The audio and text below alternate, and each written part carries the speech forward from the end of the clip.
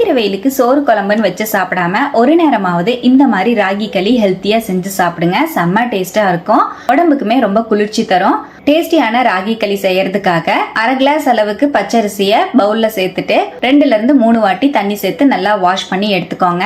எந்த கிளாஸ்ல அரிசியை அளந்துமோ அதே கிளாஸ்ல 7 ல இருந்து 8 கிளாஸ் அளவுக்கு தண்ணி சேர்த்து அரிசியை நல்லா வேக வச்சுக்கலாம். சாப்பாடு நல்லா சாஃப்டா வேகிற அளவுக்கு கலந்து விட்டு வேக வச்சுக்கோங்க. சாப்பாடு நல்லா வெந்ததுக்கு அப்புறமா 1 கிளாஸ் அளவுக்கு ராகி மாவையும் சேர்த்து அப்படியே ஸ்லோ ஃப்ளேம்ல மூடி வச்சிருங்க. எதுவுமே டச் பண்ண வேண்டாம். ஒரு 5 நிமிஷம் ஸ்லோ ஃப்ளேம்லயே வச்சு எடுத்ததுக்கு அப்புறமா 1/2 டீஸ்பூன் உப்பு சேர்த்து மரக்கரண்டியோ இல்லனா இந்த மாதிரி பருப்பா மொத்தம் வச்சு நம்ம சேர்த்திருக்கிற ராகி மாவை இந்த மாதிரி உடைச்சு விட்டுக்கோங்க. உடைச்சு கட்டி இல்லாம நல்லா கலந்து விடுங்க. நல்லா ஃபுல்லா கலந்து விட்டுட்டு 1 டேபிள் ஸ்பூன் அளவுக்கு தண்ணிய மேல லைட்டா தெளிச்சுட்டு மறுபடியும் ஒரு 5 நிமிஷம் அப்படியே மூடி வச்சிருங்க ஸ்லோ ஃப்ளேம்லயே. மறுபடியும் ஓபன் பண்ணி நல்லா கலந்து ஃபுல்லா மிக்ஸ் ஆகுற மாதிரி நல்லா இந்த மாதிரி கலந்து விட்டுட்டு கையில தண்ணி நினைச்சிட்டு தொட்டு பாத்தீங்கன்னா இந்த மாதிரி ஒட்டாம வரணும். ராகி களி ரெடி ஆயிடுச்சு. கை பொறுக்கிற சூடு வர்ற அளவுக்கு அப்படியே விட்டுட்டு கையில நல்லா தண்ணியை நினைச்சிட்டு கரண்டியில நம்ம களியை எடுத்து உருட்டி எடுத்துக்கோங்க.